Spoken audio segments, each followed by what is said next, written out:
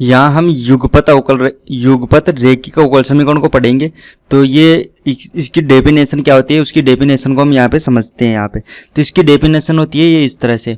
अगर एग्जाम में इसकी डेफिनेशन आपसे पूछी जाती है तो आप ये यहाँ पे ये लिख सकते हो। अब यहाँ पे ये जो लिखा हुआ है इसको मैं बाद में एक्सप्लेन करूंगा। सबसे पहले हम ये समझते हैं कि ये इक्वेशन होती कैसी है। तो आप देख सकते हो कि यहाँ पे इस तरह की इक्वेशन होती है। क्वेश्चन के अंदर आपको दो इक्वेशन दी जाती है।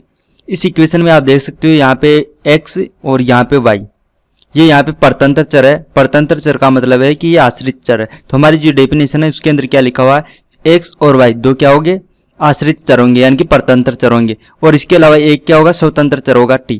तो इसके अंदर आप देख सकते हो यहाँ पे और यहाँ पे देख सकते हो आप स्वतंत्र चर होगा t, केवल एक ही स्वतंत्र चर होना चाहिए। तो यहाँ पे एक ही स्वतंत्र चर दिख रहा है आपको, t दिख रहा है। यहाँ पे देखो स्वतंत्र चर कौन सा होता है, जिसके सापेक्ष हम अवकलन करते हैं ना वो स्वतंत्र चर होता है, और जिसका अवकलन करते हैं वो परतंत्र चर होता है। तो यहाँ पे x और y ये तो परतंत्र चर है और t यहाँ पे स्वतंत्र चर है। परतंत्र चर को हम आश्रित चर भी कहते हैं।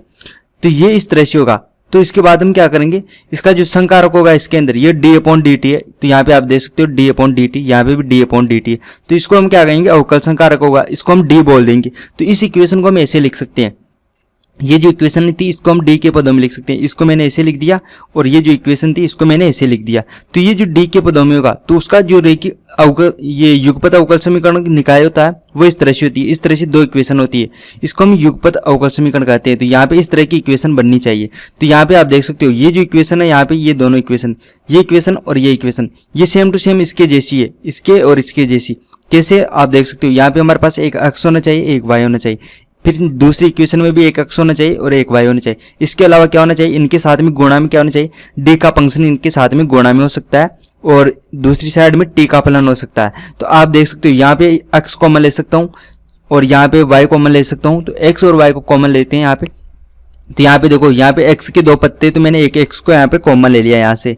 और यहाँ पे देखो, यहाँ पे भी y था, यहाँ पे भी y था, तो मैंने y को यहाँ पे कॉमन ले लिया। तो इस तरह से दो इक्वेशन बनी है। और इन दोनों इक्वेशनों को, एक तो ये जो इक्वेशन हमारे पास, ये इक्वेशन और ये इक्वेशन, इन दोनों को यदि आप इससे कंपेयर करोगे तो आपको ये देखने को मिलेगा, यहाँ पे x के साथ में एक d का फलन होना चाहिए। आप देख सकते हो x के साथ में एक d का फलन है।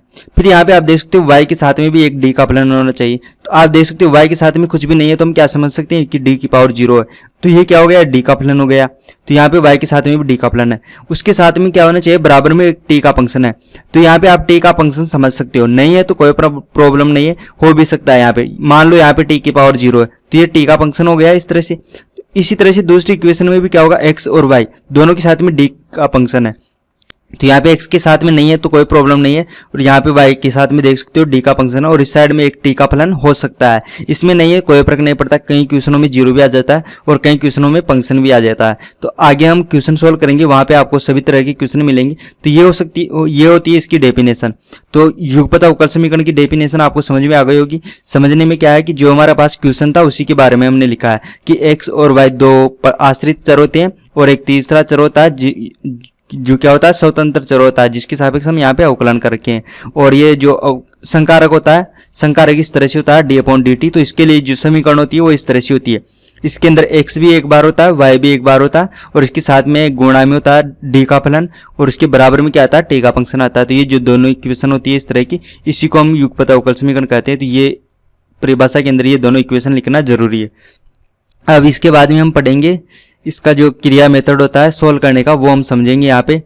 अगर आपको हमारे वीडियो से हेल्प हो रही है तो हमारे यूट्यूब चैनल को सब्सक्राइब कीजिए, और आपको फिजिक्स, केमिस्ट्री, मैथ, बायो या किसी भी कॉम्पिटिटिव एग्जाम के PDF नोट्स चाहिए तो आप हमारा ऐप डाउनलोड कर सकते हो। ऐप हमारा क्यूरियोसिटी फाउंडेशन नाम से प्ले स्टोर पर मिल जाएगा, या हमारे चैनल पे कितने जो भी वीडियो है उसकी डिस्क्रिप्शन बॉक्स में जाइए, वहाँ पे आपको हमारे ऐप का लिंक मिल जाएगा, वहाँ से भी आप डाउनलोड कर सकते हो। तो आप हमारे ऐप को डाउनलोड कीजिए, हमारे यूट्यूब चैनल को सब्सक्राइब कीजिए और वीडियो को शेयर कीजिए अपने फ्रेंड्स के साथ।